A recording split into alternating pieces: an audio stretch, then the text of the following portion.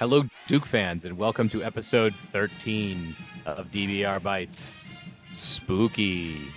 I am your host for this episode. I am Sam Klein. We are recording this right after we recorded the preview for the Syracuse game, so I am joined only by Jason Evans and not by Donald Wine. Jason, what's up, man? Not a lot, man. I'm looking forward. We got some interesting topics to discuss here. Yeah, we have some real bites today. Some real tiny things. I'm Little still tiny nibbles. Tiny nibbles. Yeah, exactly. I'm as I mentioned on the last episode, if you listened to the last episode, I'm still on painkillers, so give me a break. You know, just be nice with me. So two topics we're gonna cover, and both of us pick topics for the show. Jason, I'm gonna let your topic come first. You have taken a look at the numbers on Duke's shooting, particularly at the rim inside the paint this season, and I think coming into the season, maybe let me give you my bias about what I thought was going to happen, and then you're going to tell me how things have not exactly gone that way for Duke. I thought Duke's got a lot of tall trees inside, Kyle Filipowski, Derek Lively, Ryan Young coming off the bench, a lot of opportunities for offensive rebounds. That should improve efficiency. Duke has Jeremy Roach returning. He's a great driver. If he's healthy this year, then he is a fairly automatic scoring threat, as much of an automatic threat as a relatively small point guard can be. And Duke's got some guys coming in, Tyrese Proctor, Dariq Whitehead, Mark Mitchell, who all are pretty athletic and should be able to get to the rim. So what's going on with Duke at the rim this season? So I went ahead and I looked. I found a website that specifically has shots at the rim, shots essentially in the restricted circle. And Sam, I'm gonna ask you, this is gonna be interesting. Where do you think, of all there are 15 teams in the ACC, where do you think Duke ranks in terms of shots at the rim, total, compared to every other team in the league? Total number of shots at the rim or efficiency? No, efficiency. Efficiency is the thing I'm interested in here. Are you, I've had friends on emails and texts and the such say like, God, this Duke team, they miss so many layups. They just miss so many shots right in close. People feel like it's way more than usual. So, I would think that, look, there are a lot of bad teams in the ACC. So, like, Duke being bottom 5 in, like, any category is pretty stunning. But I know that they're not good. So I'm going to say that Duke is, like, 8th in the conference in efficiency at shots at the rim. Dude, you're pretty good. We're 9th. Whoa. But that's with the bias of knowing that we're going to talk about how this is a huge downer. Yeah, I mean, it's not a huge downer, but it's problematic. Let's just put it that way. Duke is 9th in the ACC in terms of number of shots, not number of shots, but percentage of shots we hit at the rim. Duke hits about 64.7% of our shots at the rim.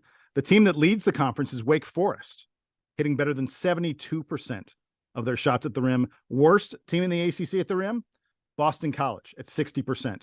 Now, one of the interesting things to me that I noticed when I was mapping out all the ACC teams is that there's no way to say that the ability to hit shots in close is a definitive proof of whether you're a good team or a bad team. I mentioned Wake is number 1. Miami is number 2. But then Florida State's number 3. Louisville is number 5. And Louisville sucks. They're terrible. But they're the 5th best team in the ACC in shots at the rim. And at the other end, I mentioned BC was last.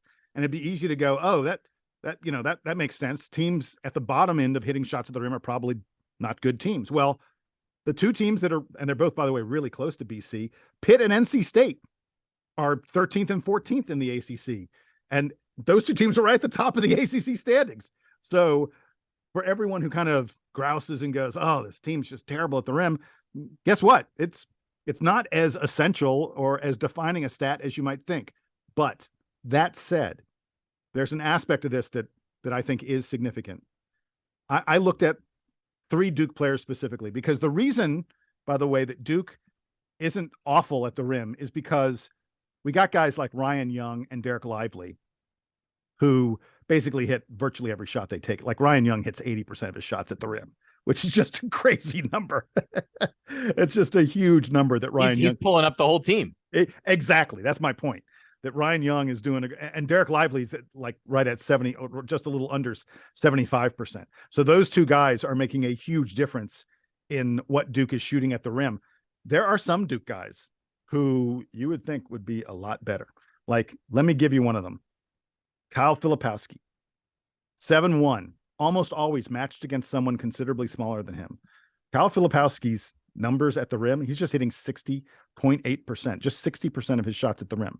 I went ahead and I looked at similar kind of players, guys mostly in the ACC, but also nationally, to see if I could find someone who shoots worse than Kyle Filipowski's 60% at the rim.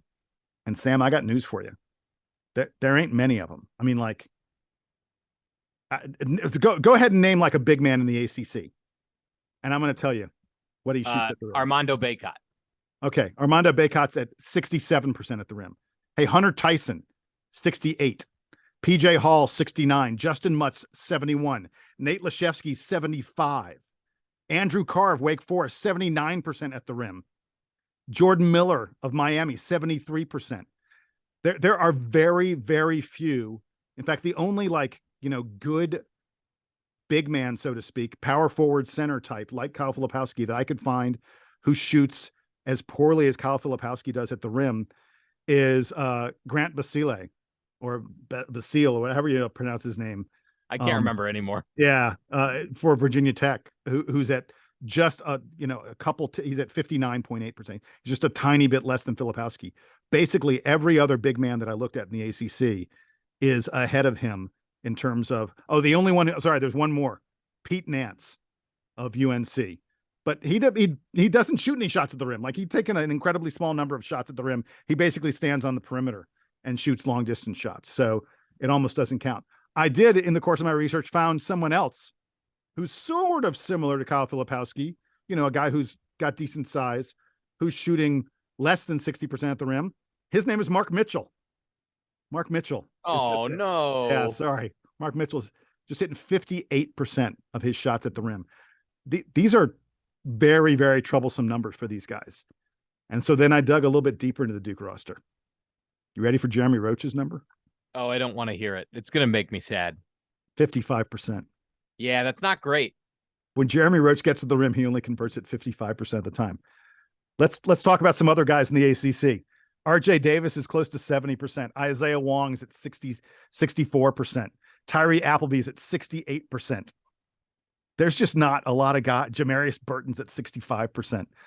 Jeremy Roach's number. So Caleb Love's at 60. So that's just a little bit better than Jeremy Roach. Reese Beekman's at the same number at 55%. But I mean, Virginia, they don't even care about score. It doesn't matter how you score. Reese Beekman, all they care about is his defense there. They're just, again, there are very, very few prominent guards in the ACC who shoot as poorly at the rim as Jeremy Roach does. So basically, in Roach and Filipowski, you have the two guys on Duke have the highest usage rates. Those are the guys who are taking the most shots. And when they get closest to the basket, both of those guys are among the worst players at their position in the ACC in terms of their shooting percentage at the rim. It's amazing how Kyle Filipowski is having such a remarkable season, like one of the best freshman seasons that we've seen at Duke. And we've seen a lot of great recent freshman seasons at Duke. And he's really not that efficient of a scorer, incredibly. And the Duke team overall, you're talking about the points in the paint. Duke is also not shooting the ball great this year. Basically, the whole offense this year in terms of, creating points, it's all just offensive rebounding and giving themselves extra attempts and then getting fouled and taking free throws, where Duke is actually pretty good. But otherwise, it's been a rough go of it, which is why Duke's offense is rated so poorly. Yeah. Hey, why don't you move? I gave everybody a bunch of numbers. Why don't you give them a bunch of theory? Let's talk a little about your story. Yeah. So the thing I wanted to highlight, which is a totally different topic, was an article in The Athletic by Tobias Bass, who is, it's not Brendan Marks. It's not the guy we're usually talking about when we mention stuff from The Athletic. And this isn't particularly a Duke thing, but I thought it was interesting to highlight and, maybe gives folks an opportunity to go read something. But Tobias Bass wrote an article that came out a few days ago looking at the impact of the transfer portal on high school recruiting. Now, we talk about the transfer portal being interesting from the perspective of coaches are always trying to recruit, they're always having to re-recruit their own rosters. They're always thinking about recruiting, and there's always opportunities to upgrade with guys who are coming from other schools. And if you're Duke, looking at guys who are coming from like other high majors, not just mid-major programs. Now, there's a lot of numbers in here that are pretty interesting in terms of sort of the success rate of transfers, but the bigger point that Tobias Bass mentions, and one that I want to sort of highlight here, that's something that Duke fans should think about. He mentions that there were 1,700 men's college basketball players who put their names in the transfer portal last year, which tells you, I mean, that's a lot, right? It used to be before you could just transfer freely, maybe only a couple hundred guys a year would transfer schools. They'd have to sit out. It was a whole to do, and it was typically not something that big time programs looked for as a way to recruit players. But what the writer here highlights, he asks, is this the coincidence or a new trend? And I'm going to get to the high school aspect of this now.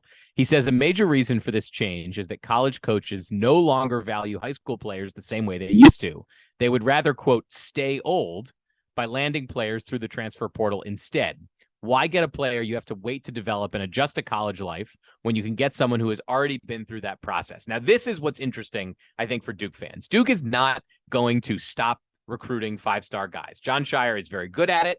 And despite some of the challenges this year and despite the challenges with some of the guys in recent years, Jon Scheyer has demonstrated this is one of the ways that he likes building the roster. However, well, Sam, I was going to say the article makes the point that, if you're talking about McDonald's All-Americans, if you're talking about guys who are, top 40, top 30 kind of recruits, every program still wants guys with that kind of talent.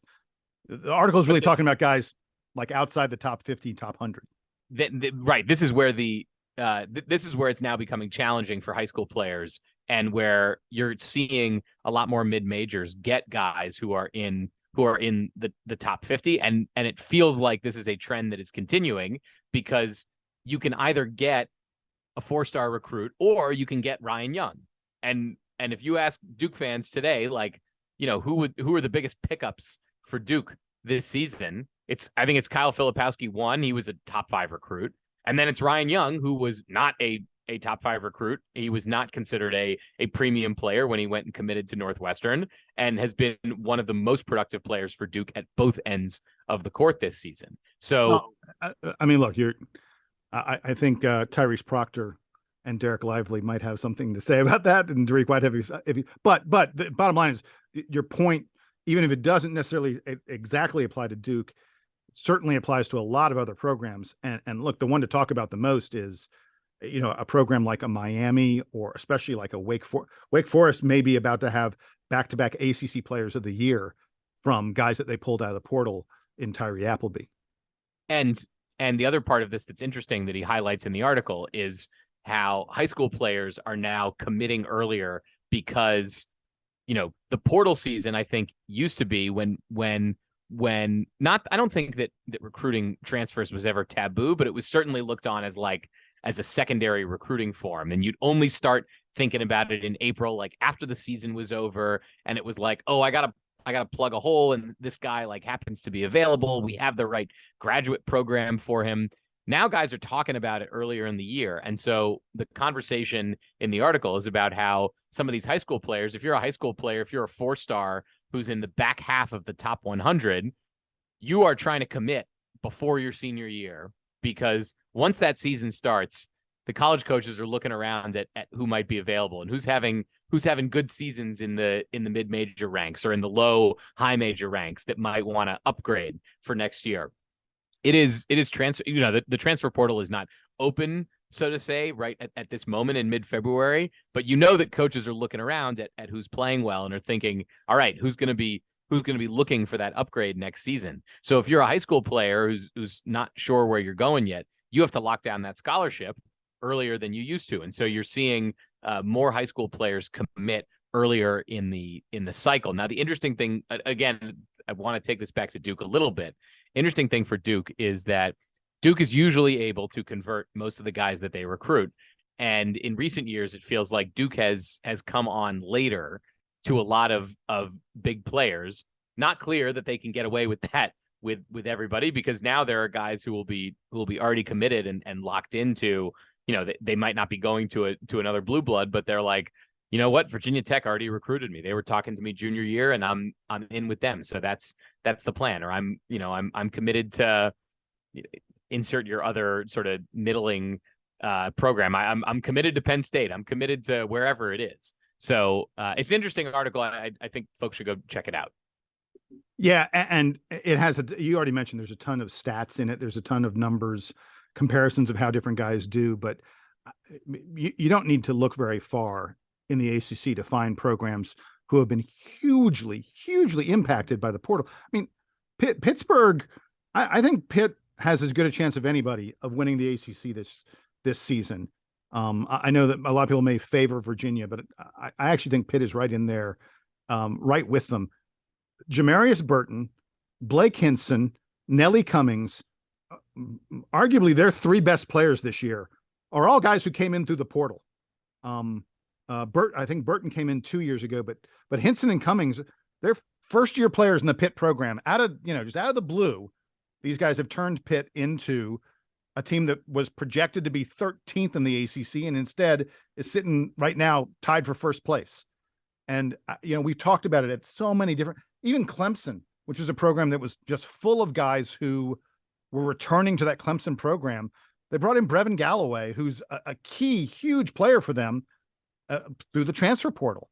And it's a way that programs are able to, you mentioned this is the most important thing, stay old. There's just especially with the extra COVID year that a lot of guys have. Duke with their freshmen has 18 and 19-year-olds, and we're playing against teams with 23 and even 24-year-olds. And it's like, it's common. That's like not unusual. There was a time when you were like, oh, this team has a guy who's 22, 23. You're like, oh, that's worth highlighting. Now a 23-year-old is like the average Notre Dame player is 23, I think. It's crazy.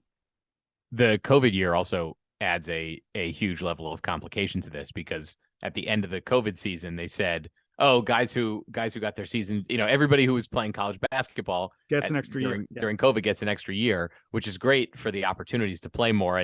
But it's having two interesting consequences. One is all the counting records are all getting demolished by guys who are getting these extra years. But then the other thing is that it's taking up roster spots, because there aren't, even if not every school can afford to be carrying this many players, and they have scholarship limits. So guys who normally sort of on talent, you would think, oh, these are high major players, are now getting pushed down to lower levels. And so that will go away eventually in a couple of years when there aren't any more of these COVID year players. But you're still seeing sort of the change in the way that coaches approach recruiting. All right. I think that's the commentary on this. I think it's good discussion. Thank you, Jason, for indulging me in that. And thank you for bringing us the stats on Duke at the rim. Hopefully the Blue Devils are able to turn that around a little bit here at the end of the regular season. We are looking forward to that Syracuse game, and we'll be back when that is over to wrap it up. So for Jason Evans, who's here, for Donald Wine, who is not, I am Sam Klein. This has been DBR Bites, episode 13. Duke Band, take us home.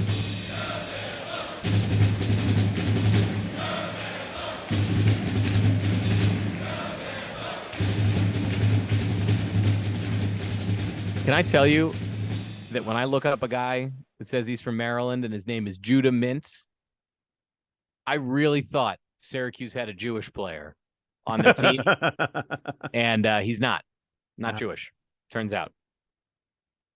Not a lot of Jewish guys in college basketball these days. Not John Shire. Not true. Not in Absolutely. College basketball. He's coaching in it. Certainly. But Connection. Judah Mintz, not Jewish.